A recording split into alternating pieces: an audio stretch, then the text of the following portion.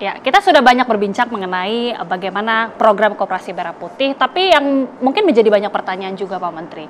Seorang Budi Aris Setiadi banyak malang melintang tentunya ya dari Kementerian Kemenkominfo. Sebelumnya Desa. Sebelumnya juga Kemendes. Iya. Kemudian sekarang Kementerian Koperasi.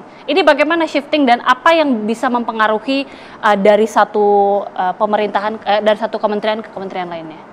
Yang pasti basisnya nih rasa cinta dulu.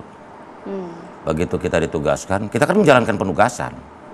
Saya ini semua tempat nggak pernah ada yang minta. Di Kemendes saya nggak pernah minta, di Kominfo juga saya nggak minta, di Koperasi juga saya nggak minta. Jadi saya cuma siap menjalankan penugasan. Oke. Tetapi saya orang yang gampang jatuh cinta sama pekerjaan. Begitu ditugaskan, kok saya senang ya. Gitu. Apalagi di Koperasi ini awalnya memang saya, apa sih Koperasi ini? Tapi makin hari makin saya bersemangat. Karena inilah instrumen kita untuk membantu rakyat, menolong rakyat untuk bisa memperoleh keadilan ekonomi. Seperti saya tadi sebutkan, ini justice not charity. Jadi harus kita perjuangkan bersama. Dan lembaga yang paling kompatibel, lembaga yang paling tepat adalah Koperasi. Sesuai dengan jati diri dan semangat pendirian negara ini. Begitu loh. Oke. Jadi kita yang lalai bahwa ini udah mimpinya pendiri bangsa kita nih Koperasi nih. Kita sendiri sebagai generasi penerus ini melupakan Koperasi ini. Karena itulah saatnya Koperasi bangkit. Gitu loh. Oke, itu cita-cita tentunya ya, Iya. dan harapan bagi kita semua.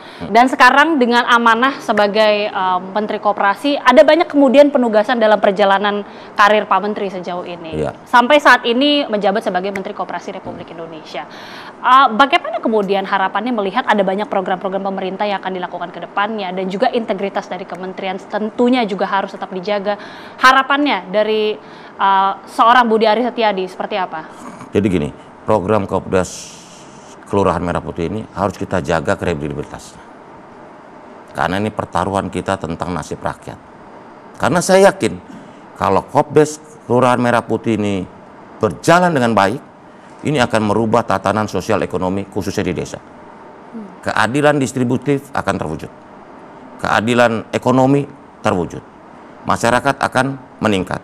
Karena dari angka-angka yang ada ini nggak imbang. Ekonomi desa itu hanya 14% dari ekonomi nasional. Ini kan menurut saya kurang balance. Sehingga dengan adanya Kopdas Merah Putih ini kita dorong, kita wujudkan desa menjadi desa-desa yang produktif, desa-desa yang memiliki daya saing, desa-desa yang tangguh, desa-desa yang mandiri, di mana desa itu bisa menjadi kekuatan negara ini. Gitu. Karena hampir di semua negara desa itu makmur, bukannya desa itu jadi sumber kemiskinan gitu. Karena itu kita berharap dari seluruh masyarakat, terutama yang sudah kepilih menjadi ketua dan pengurus Kopdes dan juga pengawas, untuk sama-sama mewujudkan ini. Selama niatnya, nawaitunya benar, saya yakin ini akan sukses. Karena itu kita juga minta pengawalan semua pihak. Ini bukan program satu kementerian, dua kementerian. Ini program kita bersama.